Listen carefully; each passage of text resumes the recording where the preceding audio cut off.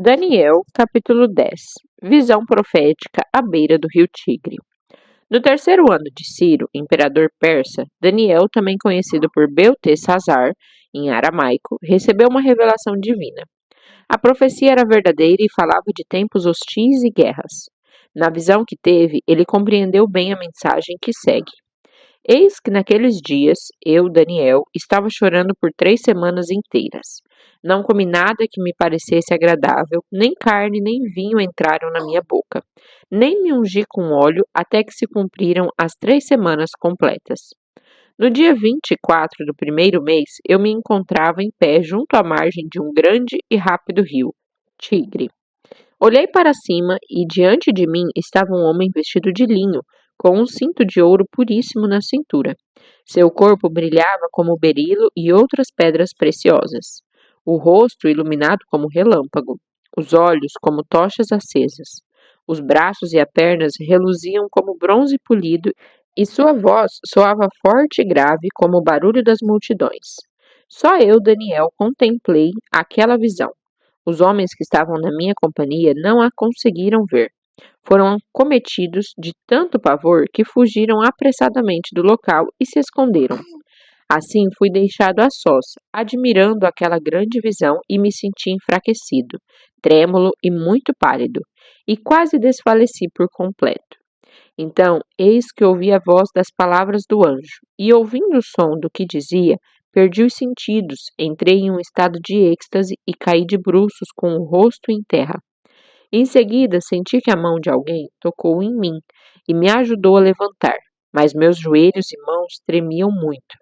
E o anjo me disse: Daniel, tu és um homem muito amado. Presta, pois, toda a atenção à palavra que vou te comunicar, e levanta-te, porquanto eu fui mandado a ti. Assim que ele me exortou, eu me coloquei em pé, ainda tremendo. E o anjo prosseguiu me exortando: Não temas, Daniel, porque as tuas palavras foram ouvidas sim. Desde o primeiro dia em que aplicaste humildemente o teu coração a fim de buscar entendimento diante do teu Deus, as tuas orações foram ouvidas, e eu vim em resposta ao teu clamor. Mas o príncipe do reino da Pérsia me resistiu durante 21 dias. Então Miguel, um dos príncipes supremos, veio me ajudar a vencer o inimigo, porquanto não pude mais continuar ali com os reis da Pérsia. Assim, estou aqui agora para explicar-te o que acontecerá ao teu povo nos tempos futuros, pois a visão que tiveste se refere a dias ainda muito distantes. Quando ele me disse isso, prostrei-me rosto em terra e fiquei mudo. Então alguém parecido com um ser humano tocou meus lábios, e eu abri a boca e comecei a falar. Eu disse àquele que estava em pé diante de mim: Ó Senhor, estou aflito demais em virtude de tudo quanto vi acontecer. Estou a ponto de perder os sentidos por causa da visão que tive. Como posso eu, teu servo, conversar contigo, ó meu Senhor? Minhas forças se desvaneceram e mal consigo respirar. O ser que se assemelhava a um homem tocou em mim outra vez e imediatamente me senti fortalecido. Então ele me dirigiu a palavra: Não temas, Deus te ama, ó filho do homem. Paz seja contigo. Sê forte e tem bom ânimo. E quando ele falou comigo, recobrei as forças e respondi: Ó meu Senhor, fala comigo, porquanto tu já me fortaleceste e me sinto bem. Ao que ele acrescentou: Sabes por que eu vim a ti? Contudo, agora terei que retornar para seguir pelejando contra o príncipe da Pérsia. Todavia, logo que eu sair, o príncipe da Grécia virá. Antes, porém, eu te declararei o que está escrito no livro da verdade. E nessa batalha ninguém me ajuda contra eles, senão Miguel, o príncipe celeste de Israel. Daniel, capítulo 11. O futuro dos reis do sul e do norte. Sendo que no primeiro ano de Dário, rei dos Medos, levantei-me para encorajá-lo e cooperar com ele. Agora, pois, passarei a declarar-te claramente toda a verdade. Eis que ainda se levantarão outros 3 reis na Pérsia, e o quarto será muito mais rico do que todos os anteriores. Depois de conquistar o poder mediante suas posses e riquezas, instigará todos contra o reino da Grécia. Então aparecerá um rei guerreiro que governará com grande poder e realizará todas as suas próprias vontades. Entretanto, um pouco mais tarde, no auge do seu poder, eis que o seu reino será desfeito e será dividido para os quatro cantos do céu, mas nada será entregue aos seus descendentes. E o império não será poderoso como antes, porque será um reino desarraigado e repartido entre outros. O rei do sul será forte, como também um dos seus príncipes, e este será ainda mais forte do que ele, e reinará, e o seu domínio será muito grande. Depois de alguns anos, eles se tornarão aliados. A filha do rei do sul, Egito, firmará um pacto com o rei do norte, Síria, mas ela não manterá o seu poder, nem ele conservará o dele. Naquela época, ela será entregue à morte, com a sua escolta real e na companhia do seu pai e com aquele que a apoiou. Contudo, alguém da linhagem dela se levantará em seu lugar e comandará o exército. Ele atacará a fortaleza do rei do norte, pelejará contra as forças do rei e conseguirá vencer. Ele se apossará dos ídolos e divindades deles, com as suas imagens de fundição, com seus vasos preciosos de prata e ouro, e levará tudo para o Egito, e por alguns anos ele deixará o reino do norte viver em paz. Então o rei do norte atacará as fortalezas do rei do sul, mas se verá obrigado a voltar para sua própria terra. Mas seus filhos intervirão e conseguirão ajuntar um grande exército, o qual avançará com poder e violência, arrasando tudo por onde passar. E depois disso, retornando, levará os combates até a fortaleza do rei do sul. Diante disso, o rei do sul marchará enfurecido a fim de vingar-se do rei do norte, que lhe resistirá com um grande exército, mas apesar disso será derrotado. Quando o exército do norte for aniquilado, o rei do sul se encherá de orgulho e soberba e matará milhares, mas toda sua vitória durará por um tempo muito curto. Porquanto o rei do norte conseguirá reunir outro exército ainda maior que o primeiro, e depois de alguns anos ele atacará novamente com um exército mais numeroso e melhor equipado. Naqueles dias, muitos se revoltarão contra o rei do sul, e os homens violentos do teu próprio povo se rebelarão, dando cumprimento à visão como profetizada, mas não serão bem-sucedidos e cairão. Em seguida, o rei do norte virá, levantará morros de ataque, isto é, rampas militares de cerco, e conquistará uma cidade fortificada. As forças do sul serão incapazes de resistir. Mesmo as suas melhores tropas não terão forças para vencê-lo. O agressor fará o que bem entender e não haverá quem possa enfrentá-lo. Ele se estabelecerá na terra magnífica e terá capacidade para destruí-la completamente. Ele virá com o poder de todo o seu império e firmará um pacto com o rei do sul. Ele dará uma das suas filhas em casamento com o objetivo de destruir o reino. No entanto, seu plano não terá êxito nem lhe proporcionará qualquer vantagem. Passados esses acontecimentos, dirigirá sua atenção para as ilhas, invadirá e tomará muitas delas. Mas um príncipe colocará um ponto final à sua arrogância e ainda lhe retribuirá com grande soberba. Então ele voltará a atenção para as fortalezas da sua própria terra, mas tropeçará e cairá, para nunca mais se erguer, nem ser encontrado. Seu sucessor mandará um cobrador de impostos a fim de manter o esplendor real.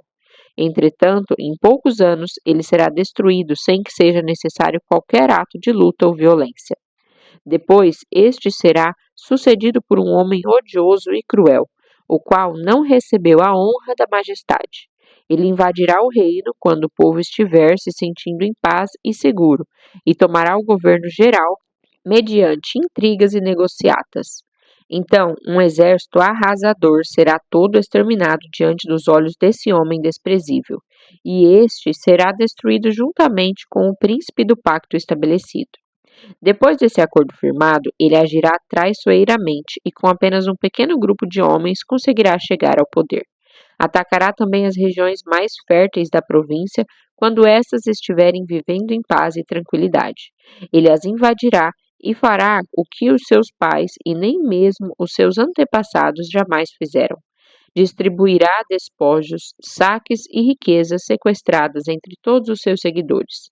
Ele tramará muitos planos contra grandes fortalezas, mas somente por algum tempo. Reunirá poder e coragem a um grande exército e investigará contra o rei do sul. e este guerreará mobilizando um exército numeroso e fortemente armado. Todavia, não será capaz de resistir aos muitos ardis e golpes tramados contra ele. Até mesmo os que se alimentarem da sua comida tentarão destruí-lo. Seu exército será exterminado por uma arrasadora invasão, e um número enorme de guerreiros tombarão em combate. Também estes dois reis terão o coração totalmente dedicado ao mal. Sentarão à mesma mesa para cear e compartilhar, mas de fato dirão apenas mentiras um ao outro, contudo sem qualquer resultado proveitoso para nenhum deles, porquanto o fim só virá no tempo certo e determinado. Então o rei do norte retornará para suas terras com grande riqueza, mas com seu coração rebelde à santa aliança.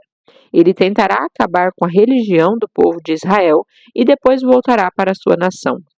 No tempo determinado, ele cercará e tentará invadir outra vez o sul, mas desta vez não terá o mesmo sucesso da primeira grande invasão, porque navios de Quitim, das regiões da costa ocidental, virão e se oporão a ele, e diante dessa resistência ele ficará consternado e insultado. Então despejará sua fúria contra a Santa Aliança, o povo de Israel, e retornando será cordial e indulgente com aqueles que apostatarem da Santa Aliança. Seu poderio militar se levantará ferozmente a fim de profanar a fortaleza e o templo. Acabará com o culto do holocausto diário e instalará no templo a abominação, o sacrilégio terrível. Com mentiras e lisonjas corromperá todos aqueles que tiverem abandonado a aliança. Mas o povo que em verdade conhece Elohim, o seu Deus, resistirá com firmeza e coragem. Entretanto, aqueles que são sábios entre o povo pregarão e ensinarão a muitos, mas por certo tempo essa atitude os levará a passar pelo fio da espada e também terem seus corpos cremados. Outros tantos serão saqueados e lançados em prisões. Alguns desses resistentes serão feridos e receberão um pequeno socorro. Contudo, muitos dos que oferecem ajuda ou se reunirem à resistência não agirão com sinceridade. Ora, chegará a época em que alguns sábios tropeçarão para que sejam devidamente refinados, purificados e alvejados, até o final dos tempos, porquanto isso só acontecerá em dias muito à frente, no futuro determinado. A época do terrível e arrogante rei. Este rei fará o que bem lhe aprouver.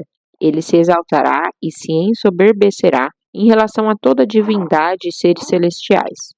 Ele terá êxito em todos os seus intentos até que o tempo da indignação se complete, pois tudo quanto foi determinado ocorrerá. Este rei não terá a mínima consideração nem mesmo pelos deuses dos seus antepassados, nem pela divindade preferida das mulheres, nem por Deus algum, mas se exaltará e se engrandecerá acima de tudo e de todos. Contudo, fará reverência ao Deus protetor das fortalezas, e o honrará com ouro e prata, com pedras preciosas e inúmeros presentes de alto valor. Atacará as fortalezas mais poderosas com a ajuda de uma divindade estrangeira, e multiplicará o sucesso e a glória de todos quantos lhe prestarem lealdade e devoção. Ele os tornará líderes e governantes de muitos e dividirá a terra, mas a preço de recompensa. Nos dias do fim, o rei do sul voltará a enfrentá-lo em grande combate, e o rei do norte o atacará com a violência de um enorme furacão, com carros e cavaleiros de guerra e mediante poderosa esquadra naval. Ele invadirá muitos países e passará por sobre eles como uma gigantesca inundação. Do mesmo modo, invadirá Tizebé, a terra magnífica, e muitas nações da região sucumbirão, mas Edom, Moabe e os líderes de Amon conseguirão escapar das suas garras. Eis que este rei estenderá as asas do seu poder sobre diversos países, nem o Egito lhe escapará, porquanto ele terá o controle dos grandes tesouros em ouro e prata, e de todas as riquezas dos egípcios.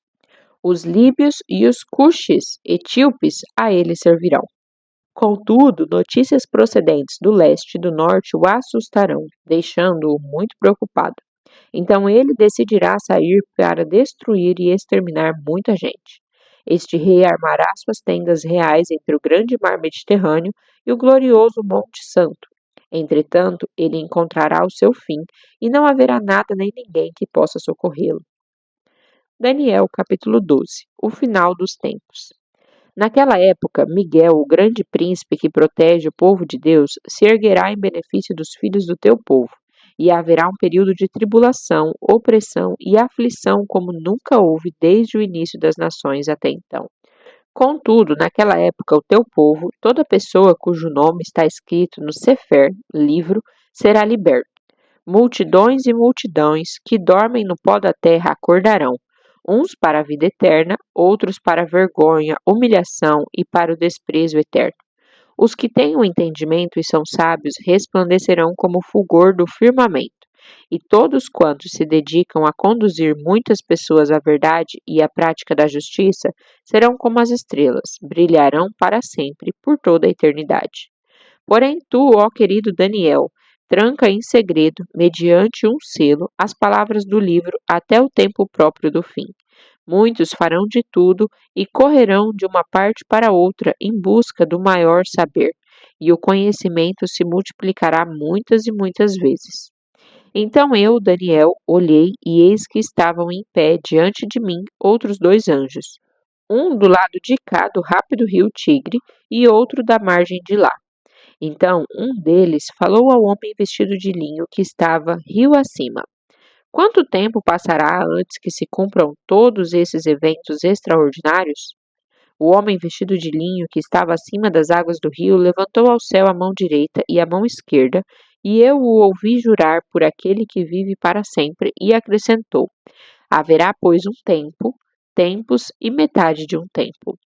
Quando a fragmentação do poder que está nas mãos do povo sagrado for completada como está determinado, então em seguida tudo se cumprirá e estará terminado. Eu ouvi claramente, mas não consegui compreender todo o significado da profecia. Por isso indaguei: Ó Senhor meu, mas qual será o resultado final de todos esses acontecimentos? E ele replicou, orientando-me: Segue o teu caminho, ó Daniel, porquanto estas palavras e sua significação estão lacradas e seladas até os apropriados tempos do fim. Muitos serão colocados à prova e assim serão joeirados, purificados e aperfeiçoados.